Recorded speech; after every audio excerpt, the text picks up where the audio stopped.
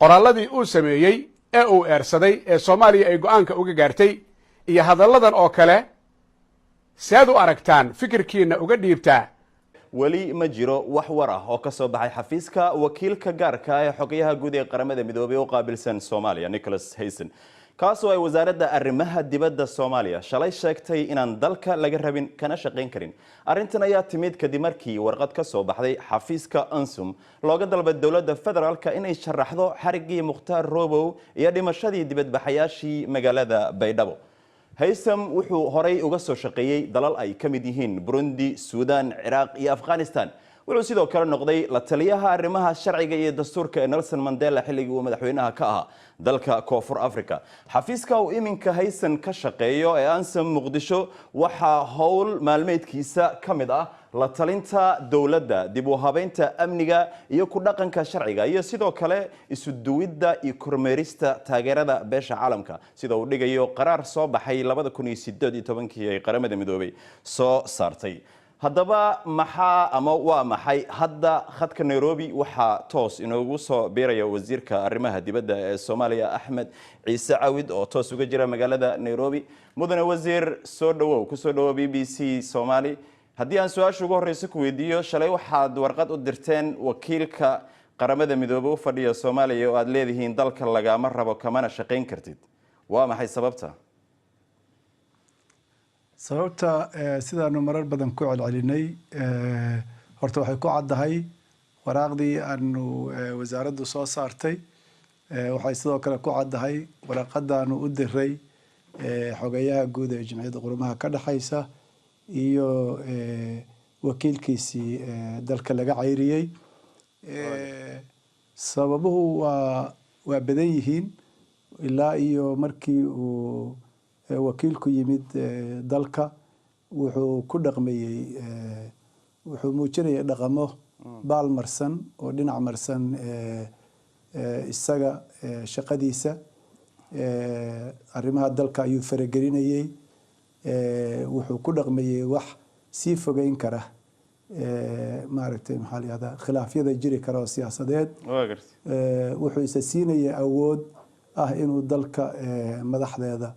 la mid yahay ama isagu dalka u xukumo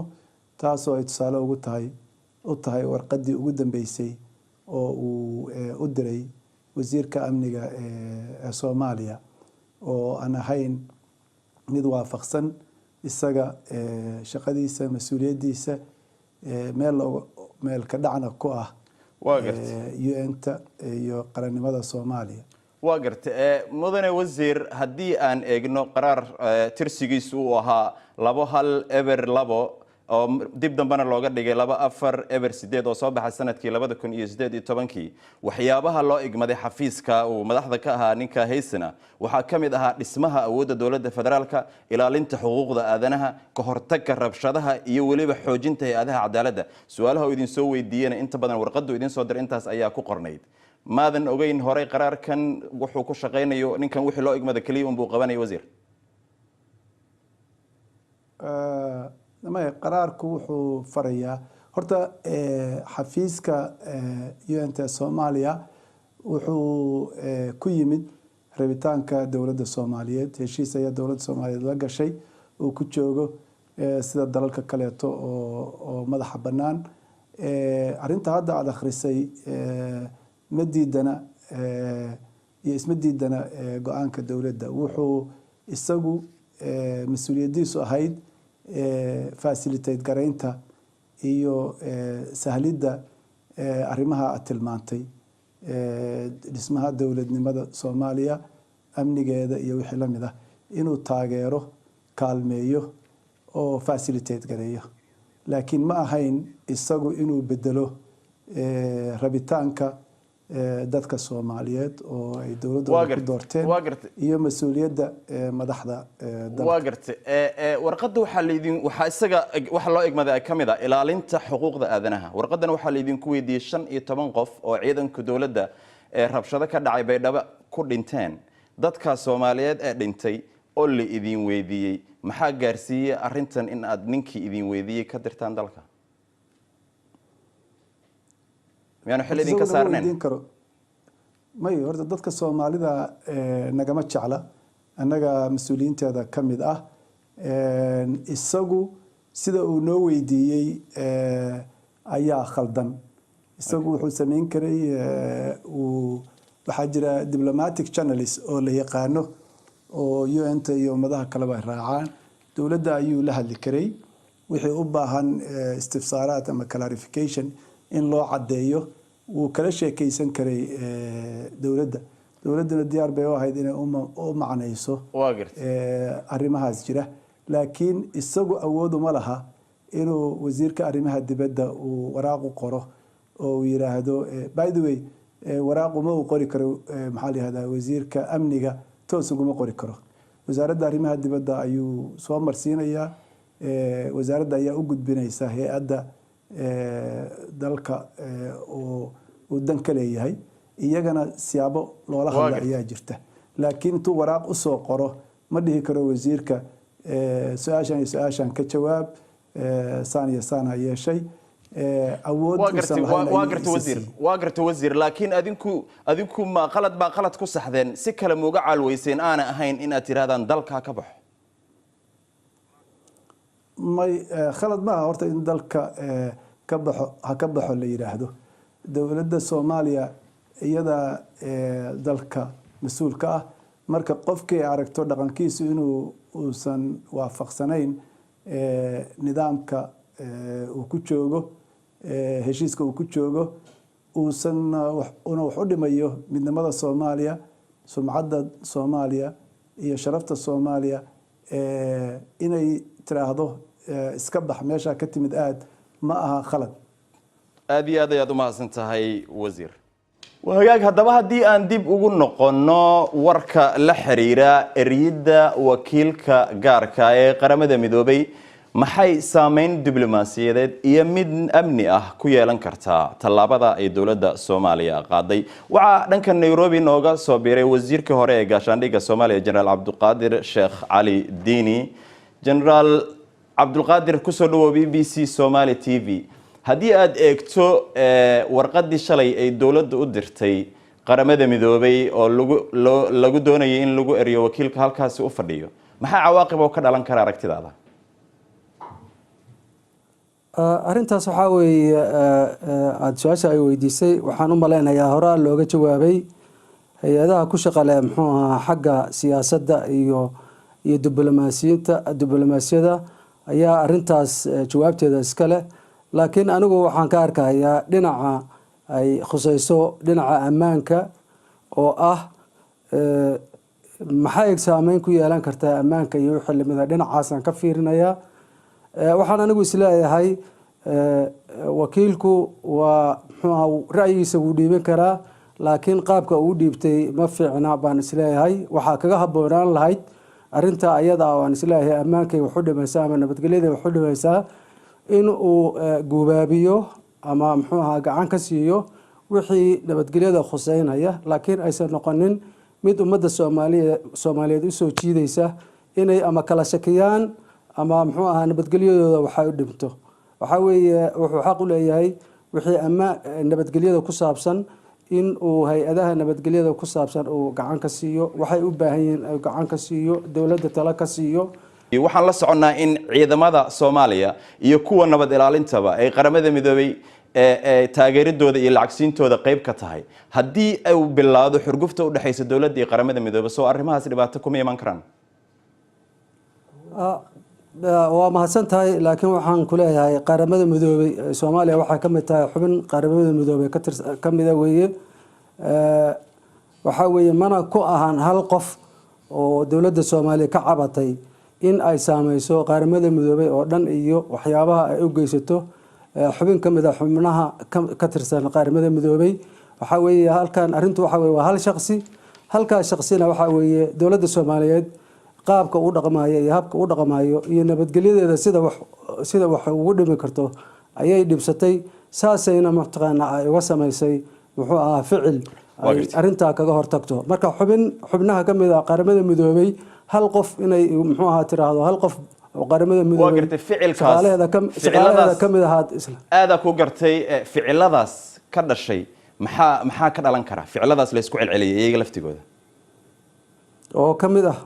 ficiladan la isku celceliyay ee warqadaha la isku dirdiray ee la leeyahay ninkan dalka ka baxo isaguna uu dhowr qodob weydiinayay inay wasiirada ka soo jawaabaan maxaa ka dhalan kara soo cilaaqaadka qaramada midoobay iyo meeshaas kuma xumaan kara dawladda Soomaaliyeed ninkan wuxuu qabanayaa shaqo loo igmada xasuusnow waxa weeye horta cilaaqaadka iyo arrimahaas wixii diblomaasi ku saabsan siyaasad iyo xagga diblomaasiyada waxa uu qaabilsan sidaan hore kugu sheegay xubnaha wasaaradda arrimaha dibadda iyo xubnaha kale oo ka sii sareeya laakiin anigu waxaan taabanayaa waxay u dhimi kartaa ammaanka qaranka Soomaaliyeed iyo ummadda Soomaaliyeed oo dagaal kula jirta maanta dadka nabadiidka dagaal kula jirta ayay wax u dhimi kartaa taasna qaramada midoobeyna muxuu ahaa uma ahan maslaxa ummadda Soomaaliyeedna maslaxa uma ahan waxa weeye meeshan waxa weeye qofka dhibahaya ama dhibku ka yimid waxa laga maarmaana haddii ummadda Soomaaliyeed ama shacabka Soomaaliyeed si u arkayaan inaysan ammaankooda wax u dhimin waa gartay dhowr jeer ayaad iigu celcelisay inay dawladdu iyada ka jawaabtay warqadda laakiin adiga aragtidaada haddii aan ku weydiiyo waxa dawladda la weydiiyay waxay inay jawaab ka soo bixiyaan 15 qofood oo Baydhabo lagu dilay miyaan ahayn in laga jawaabo arrinta waxa weeye jawaab muxuu ahaa way mudan yihiin in jawaab laga bixiyo laakiin qaabka jawaabta looga bixinayo qaab ma ahan muxuu ahaayeeto wariyaha waxaas ka soo jawaab waxaasan kugu sameynaya inaad tiraahdo ma haboona midda kale waxaan rabaa inaan ku xasuusiyo qaramada midoobay waxa weeye ciidamada halka shaqada ka qabtay ama booliiska ma ahan inaanu difaacayno ama muxuu ahaan leenahay xaq uu leeyahay in wax qalad sameeyo boolisku laakiin sidaad ogsoontahay qalabka ciidanka Soomaaliyeed oo booliska ah waa laga xayiray qalabka ku saabsan ka hortagga mudaharaadyada rabshada wata qalabka ahaa waa qalabyada laga xanibay oo aysan xaq u lahayn inay soo degsadaan ama ay ku isticmaalaan waxa weeye waxa meesha imaanaysa markaas in askarigii qoriga laga qaato iyo inuu isdifaaco waxba kama dhaxeeyaan marka qof khalad sameeyay marmarsiyo ma yeelan hayo laakiin qaramada midoobay laftigooda iyo arrimahan kuwa u qaabilsan amniga waxay ka mid yihiin oo ka qayb qaateen laftigooda runtii in ay ka xanibaan muxuu ahaa mudaharaadyada rabshada wata sidii looga hortagi lahaa qalabkii looga hortagi lahaa intaba waa mahadsan tahay haddana lama joogaan ciddaan dul dhigno ama hor dhigno eedahaasa u soo jeedis aad iyo aad ayaad u mahadsan tahay mudane Cabdulqaadir bal markana wakiilka xogayaha guud ee qaramada midoobay ee dowladda Soomaaliya ay sheegtay in ay dalka ka eriday ayaa goor dhaweyd waxa uu ka hadlay golaha amniga laakiin waxa la yaab lahayd in aanu soo hadal qaadin go'aankii dowladda ay dalka uga saartay wuxuu ka hadlay khilaafka u dhaxeeya dowladda dhexe iyo maamul goboleedyada iyo in aan wali la dhameystirin dastuurka iyo waliba qodobo kale mar uu ka hadlayay xaaladda magaalada Baydhabo waxa uu sheegay oo uu yiri eedaha la xiriira falagelinta dowladda ee sababay buu yiri rabshadaha kadib xarigii mid ka mid ah musharaxiintii looga hor istaagay doorashadii koonfur galbeed taasoo aan u wanaagsanayn doorashooyinka soo socda ee gobolada kale ama doorashada qaran ee dhacaysa 2020 dhinaca kale safiirka Soomaaliya oo kulankaasna ka hadlay ayaa dhankiisa waxa uu yiri waxaan mar kale ku adkeynayaa golaha amniga dalabkeena ah in qaramada midoobay iyo wakiiladeeda ay mas'uuliyad ka saaran tahay in aysan faragelin arrimaheena gudaha waana in Soomaalida ay maamulaan buu yiri meelaha ay hiigsanayaan mustaqbalka haddaba Nicholas Haysom ayay dowladda Soomaaliya waxay ku eedeysay faragelinta madax banaanida Soomaaliya arrintan waxay imanaysaa iyadoo dowladda federaalka ee Soomaaliya ay soo wajahayso khilaaf gudaha oo kala dhaxeeya mucaaradka qaar ka mid ah baarlamaanka iyo maamul goboleedyada qaarkood Qaalib Baaruud ayaa warbixintan ka soo diray goor dhaweyd Muqdisho ergeyga qaramada midoobay u qaabilsan Soomaaliya Nicholas Haysom waxa uu shaqada hayay in ka yar 4 bilood laakiin waxa uu ku soo beegmay xilli ay Soomaaliya ka taagan tahay siyaasad adag iyadoo uu khilaaf xooggan u dhaxeeyo maamul goboleedyada iyo dowladda dhexe ee Soomaaliya khilaafkii lagu eriyay wakiilka qaramada midoobay u qaabilsan Soomaaliya waxa uu ka dhashay doorashadii koonfur galbeed kadib markii uu su'aalo ka keenay xariggii Mukhtaar Roobow iyo rabshadihii ka dhacay magaalada Baydhabo tanjiraha qaramada midoobay u qaabilsan Soomaaliya waxa loo igmaday arrimo ballaaran oo ay ku jirto dib u dhiska awoodda dowladda federaalka ee Soomaaliya ilaalinta xuquuqda aadanka iyo xoojinta hay'adaha cadaaladda ee dalka sidaa daraaddeed Soomaali badan ayaa ergeyga u aragtay inuu ahaa garsooraha arrimaha khilaafka ee siyaasadda Soomaaliya hase yeeshee dowladda Soomaaliya ayaa u aragtay inuu ku xadgudbay arrimihii loo igmaday markii xilka loo doortay madaxweynaha Soomaaliya Maxamed Cabdullaahi Farmaajo 2017kii dad badan ayaa u arkay inuu dib u soo celinayo qarannimada Soomaaliya taageerayaashiisa ayaa soo dhaweynaya in dalka laga cayriyo danjiraha qaramada midoobay iyagoo u arkay in qarannimada Soomaaliya xadgudub lagu waday in ka badan 20 sannadood laakiin mucaaradka dawladda iyo qaar ka mid ah maamul goboleedada ayaa u arkay go'aanka xukuumadda inuu yahay mid degdeg ah oo reebi doona saameyn xun bal markana barnaamijka dooda ee caawa haddaynu u galno qodobkeena dooda waxaa martiina ugu ah maxamed cabdulaahi oo ka faallooda arrimaha siyaasadda islamarkaana ahaa madaxii hore ee laanta af soomaaliga iyo cabdisalaan yuusuf guleed oo arrimaha amniga ka faallooda ahaan jirayna taliyihii ciidamada nabad sugidda ee soomaaliya barnaamijkuna waxaanu ku eegaynaa khilaafka u dhexeeya dowladda soomaaliya iyo qaramada midoobay su-aasha ugu horreysa haddaan ku weydiiyo adiga stuudiyaha igula sugan maxamed waan u tagi doonaaye arrintan khilaafka ah maxay saameyn ku keeni kartaa baad isleedahay markaad eegto dowladda Soomaaliya gudaha iyo banaankiiba waxa uga furan isfaham darro la'aan farxa mahadsantahay haddaan yara ku soxo taliye ma ahayna taliye waxay aanan ahay hay'adda nabad sugidda Soomaaliya waxay ku jirtaa marxalad hadda waxay ku jirtaa amniga iyo siyaasadda ay wax badan kala fogeyn waxaad moodaysaa Soomaaliya inay gashay waji kale oo hadda arkin qaramada midoobay inay ku soo kordhinayso culays kale oo ku yara ka weyn isfaham daradii maamul goboleedyada iyo Soomaaliya ka dhaxay dawladda dhexe ka dhaxay isfaham darada hadda u malayso inuu u tilaabsaday qaramada midoobay iyo adduunka Soomaaliya waxaad malaysaa inay ciriiri weyn oo ka weyn kii hore ku jirto inuu sii gali doono haddaysan tilaab arrintan looga gudbaya isa qaadin waxaan u malaynayaa inay fursad weyn sii doonto dhinacyada kale ee ka soo horjeeda waan gartay maxamed cabdulaahi kolay goor dhaweydna waa daawanaysa warbixintii qaramada midoobay hadda golaheeda amniga oo Soomaaliya iyo ninka la isku haystay ambassadorka oo ahaa qaramada midoobay ba Haysam uu ka hadlayay inuu soo hadal qaadi waayo waxa la isku hayay labadii maalmood ma la yaabtay farxaan waa mahadsantahay anagoo halkan London waxa weeyaan baan joognaa laakiin markii aan akhriyay warbixintii oo tana oo aan dhageystay dhowr goor baan akhriyay waxbana kuma jiraan ma eedeynayo run ahaantii wuu ammaanaya dowladda Soomaalida dadaal ay sameynayso wuxuu ammaanaya madaxweynaha wuxuu ammaanaya ra'iisul wasaaraha dadaal ku sameynayo xagga musuqmaasuqa wuxuu sheegayaa geedi socodka nabadda siday dowladda Soomaalida uga qayb galayso guud ahaan wuxuu sidii nin mas'uul ah ayuu u hadlayaa oo uu jamacadda qaramada ka dhaxaysa una baaqna u soo jeediyay oo uu ku leeyahay Soomaalina taageeray u baahan tahay marka ma soo qaadin maxaa yeelay talaabadan Soomaalidu ay qaaday waa la wada la yaaban yahay ilama haddana anigu ahaan persona non grata wax la yiraahdo oo hadee duuga oo la sheegi jiray lixdameeyadii iyo toddobaatanadii iyo dadka u fasirto persona non grata waxay tahay Soomaaliyeed ku sheegto persona non grata macnaheedu waxa weeyaan qof aan looga baahnayn dalka inuu joogo persona non grata waa qof aan waa maxaad uga jeedaa marka wax duuga macnaheedu waxa ugu jeedaa lama isticmaalo beriyahan oo berigii hore markii dagaaladii Warsaw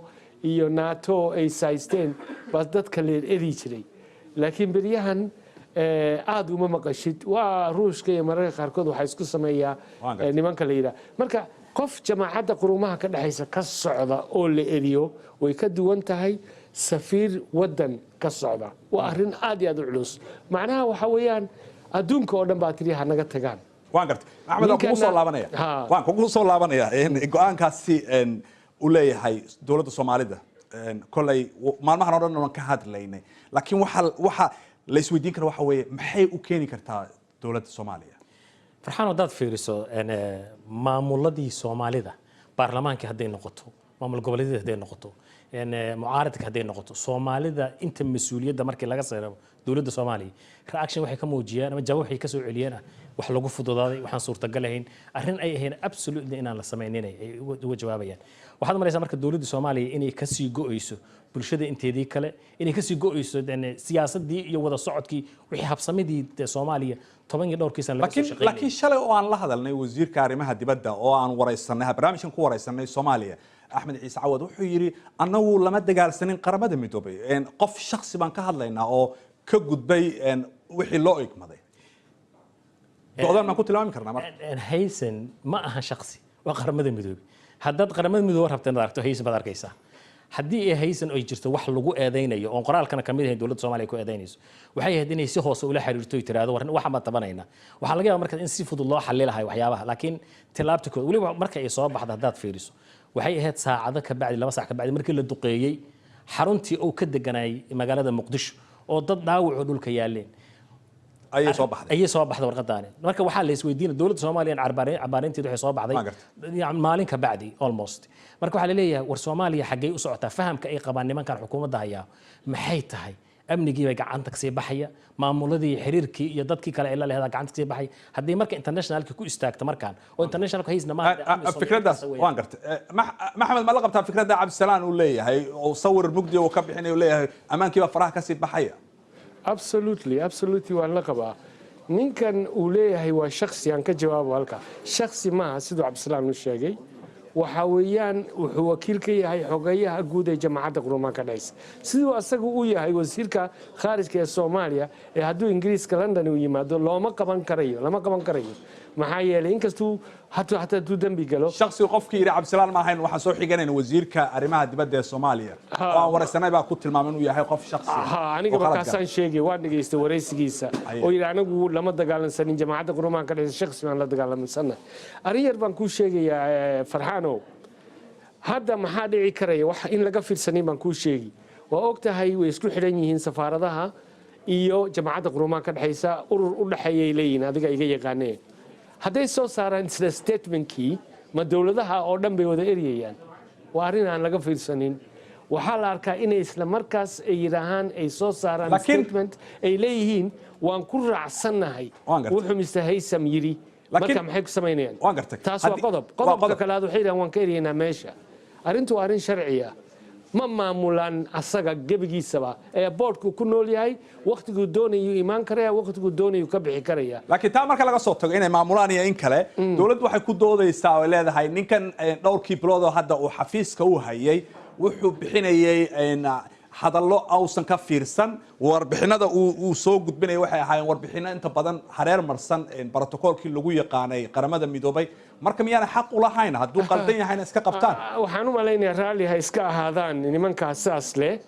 Haysam waa nin qareen ah waa nin diblomaasiya waa nin aqoon fara badan leh midda kale waxaa ka dambeeya jamaacaddii quruumaha ka dhaxaysa oo dhan baa la wada shaqaynaysa ayagu uma yeedhin karayaan jamaacadda quruumaha ka dhaxaysa qof يساس أو كله شو أنا وهالك كم أركي واحد يردين كريه واحد يردين كريه ما وانقرت محمد هيا لو ما يردين كره لا عبد السلام لو ما يردين كريه عبد السلام qaramada midoobay yadi qaramada midoobay anigu hadda waxaan maxamed waxaan ku sii taageersanahay ku daraya qaramada midoobay markii Soomaaliya la joogo adduunka oo dhan bay metelaysaa compound kale isla degan yahay qaramada midoobay qaramada midoobay wax dhan isku yihiin hadalkan iyo qoraalkan kaliya kuma ahayn Ingiriiska kula jiray Faransiiska Jarmalka kula jiray Europeanka kula jiray marka warqadan dawladda Soomaaliya ka soo baxaysay u maleysay in ninkan iska baxayo waxaan isleeyahay fudayda ku jira laakiin waxyaabo kale aan ka cabsanay waxay tahay ka soo qababa inuu haysan tagay waan gartay qofka lagu soo bedelay wuxuu hogaamin doonaa siyaasadii iyo wixii laga hadlayay waxa haysan warqadan ku soo qoray maalintii ka bacdi maalintii la ayrinay maanta ka horeysa warqada eed waxay war dadkii la dilay maxaa loo dilay ninka la xiray candidate-ka ahaa Abu Masuur Roobo maxaa lagu xiray 48 saacadood qaba sharcigiinu inuu qofka maxkamad la geeyo wuxuu intaas oo 20 maalin ku dhawaad xiran yahay maxaad xadgudubkan u samaysay su'aalahaas weydiinay su'aalahaas ku oo xuquuqda bini'aadamka la xiriira hadda marka goordhaweyd marka qaramada midoobay arintii looga hadlayay Soomaaliya golaha amniga laguma soo hadal qaadin arintan cusub ee hadda taagan marka dawladda Soomaaliya position ka taaganta waan ognahay waxay yiraahdeen decision-keenu go'aankeenu waa mid kama dambaysa marka safiirkii Soomaaliya wuxuu leeyahay faragelinta nagala daayo marka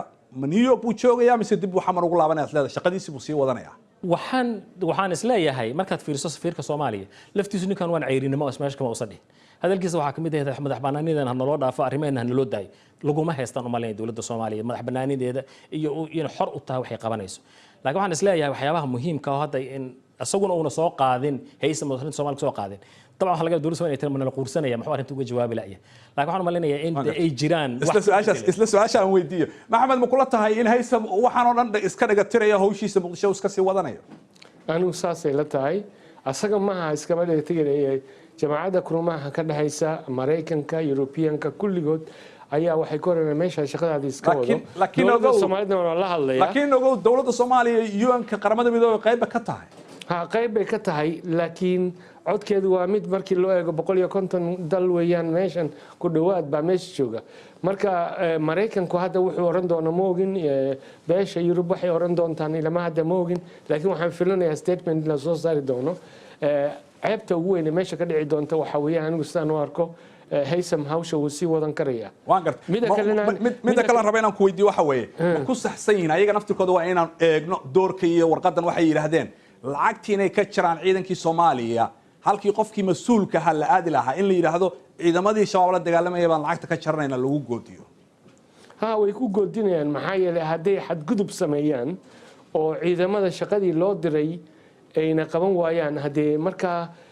wixii hawl baa loo diray marka xadgudub markay sameeyaan hadda eeg arrin dimuqraasiya meesha taala Robo xaq buu leeyahay inuu istaago arrinta kale ay ku sheegeen uu ku sheegay waraaqdiisa waxa weeyaan oo jamco ka hadlay meesha oo muhiim ah oo wiilal xusin waxa weeyaan ninkan Robo wuxuu ka soo baxay al-shabaab macnaha waxa weeyaan dadkii al-shabaab ka soo bixi rabay ee doonayay geed socodka nabadda inay ka soo qayb galaan ayuu ahaa waxaan oran Haysom ayaa mataqaanaa ay hakad arrinta ku noqonaysa maxamed waqtiga naga dhamaanayo waxaan siinayaa su'aasha ugu dambaysayna maxaa la filan karaa baad is leedahay ugu dambeyntii farxan Soomaaliya waxa ka cusboonaaday wajh cusub ay yimid dagaalaha ka socda waarta Somaliland iyo dagaalaha ka socda gobolka Hiiraan iyo Galmudug xuduudda Soomaaliya